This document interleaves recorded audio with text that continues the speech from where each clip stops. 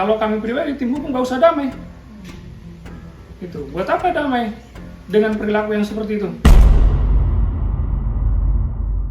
Nasib malang tengah menghampiri komedian Boyen. Baru saja mengecap manisnya kehidupan rumah tangga, sang suami tercinta Ruli Anggi Akbar malah terseret kasus besar. Klarifikasi yang digadang-gadang untuk meredakan keadaan justru berubah arah menjadi babak baru yang makin panas. Somasi dilayangkan, tudingan tindak pidana baru bermunculan, dan pintu damai seakan semakin tak tergapai. Lantas, sampai di mana ujung dari drama hukum yang tengah bergulir ini? Dan apakah badai yang menerpa rumah tangga Boyen akan menemukan jalan keluar?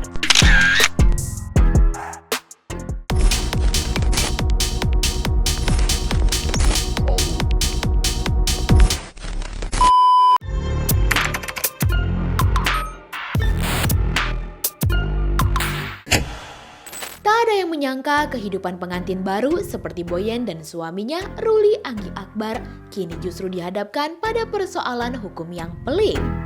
Kasus dugaan kecurangan investasi yang menjerat Ruli atau yang kerap disapa Ezel masih bergulir dan belum menemukan titik terang. Kuasa hukum pelapor Rio Santona Baban mengungkapkan perkembangan terbaru kasus tersebut yang kini sudah dilimpahkan ke Polres Jakarta Timur dan akan segera melakukan pemeriksaan.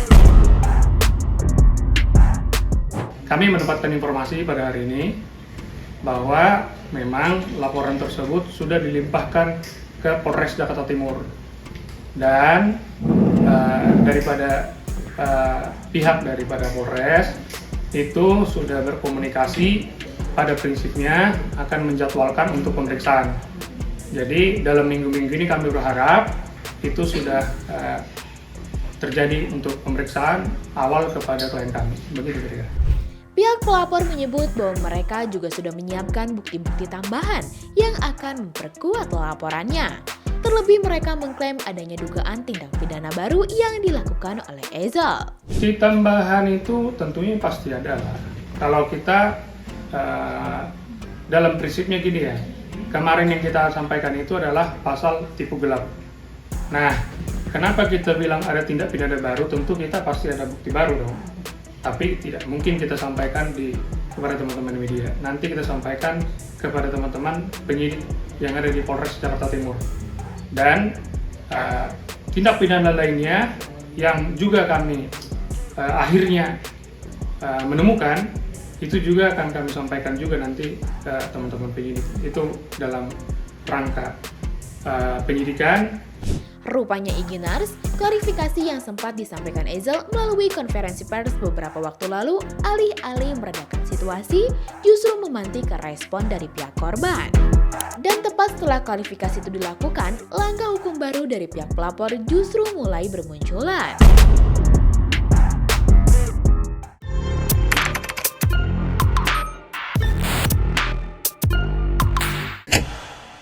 Iginars, pihak pelapor ternyata tidak cukup berhenti pada pemeriksaan kepolisian. Kini mereka justru mengambil langkah yang lebih tegas. Kuasa hukum korban menyampaikan bahwa pihaknya telah melayangkan surat permintaan klarifikasi sekaligus somasi terbaru kepada Ezel. Somasi itu dilayangkan usai suami Boyen tersebut menyampaikan klarifikasi dan bantahan kepada publik, dan pihak korban menilai tidak ada tanggapan dari Ezel setelah itu. Kami sudah membuatkan surat permintaan klarifikasi dan juga somasi kepada RAA secara resmi dan formil. Kenapa ini kami lakukan? Karena sudah beberapa hari semenjak itu jumpa pers, itu tidak ada tanggapan. Jadi kami menyalakan secara resmi surat klarifikasi dan somasi terbaru setelah adanya klarifikasi dan bantahan yang diberikan. Pada somasi tersebut, pihak pelapor menuntut kejelasan perihal pernyataan-pernyataan yang dilayangkan oleh Ezel, terutama terkait frasa untung-untung bersama dan rugi-rugi bersama. Yang pertama, mohon dijelaskan secara rinci pasal berapa dan ayat berapa di dalam perjanjian ada kata atau kalimat tertulis untung bersama dan rugi bersama. Itu poin pertama. Ya, klaim itu nggak ada.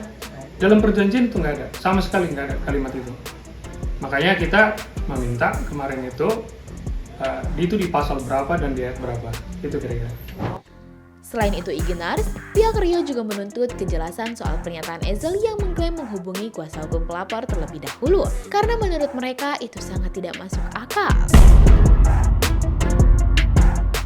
Bagaimana cara RAA mencari tahu nomor kontak lawyer atau pengacara dari Bang Rio di tim kami di kuasa hukum? Bagaimana caranya dia mencari tahu pada tanggal 27 Desember 2026.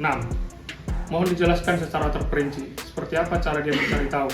Karena terus terang saya memberikan informasi ke dia sebagai kuasa hukum itu pada tanggal 23 Desember. Jadi kedua nomornya saya sendiri yang menghubungi perwakilan dari tim kuasa hukum mengirimkan ke kedua nomornya itu pada tanggal 23 Desember. Jadi sangat mustahil dia mencari tahu atau mengkontak gitulah ya. Kalau mengkontak mungkin bisa aja, tapi kalau mencari tahu kayaknya mustahil karena memang dia sudah tahu dan saya juga sudah berkomunikasi sama dia sebelum tanggal 27 Desember. Begitu kira-kira. Kuasa hukum pelapor menegaskan kembali bahwa sejak adanya konferensi pers hingga saat ini belum ada komunikasi yang terjalin di antara kedua belah pihak.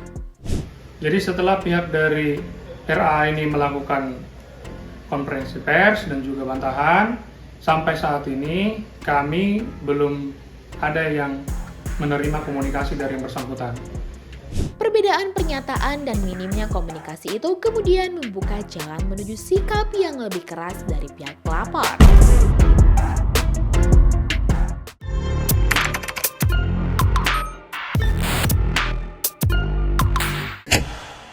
Klarifikasi yang saling bertolak belakang hingga minimnya itikat baik membuat opsi damai semakin menjauh dari meja pembicaraan. Santo menegaskan bahwa kliennya kini enggan berdamai dengan Ezel. Bukan tanpa alasan, sikap suami Boyan itu dalam klarifikasinya dinilai tidak menunjukkan rasa bersalah, melainkan sekedar bantahan di hadapan media. Sekarang gini, kalau bicara damai, semua juga pengen damai.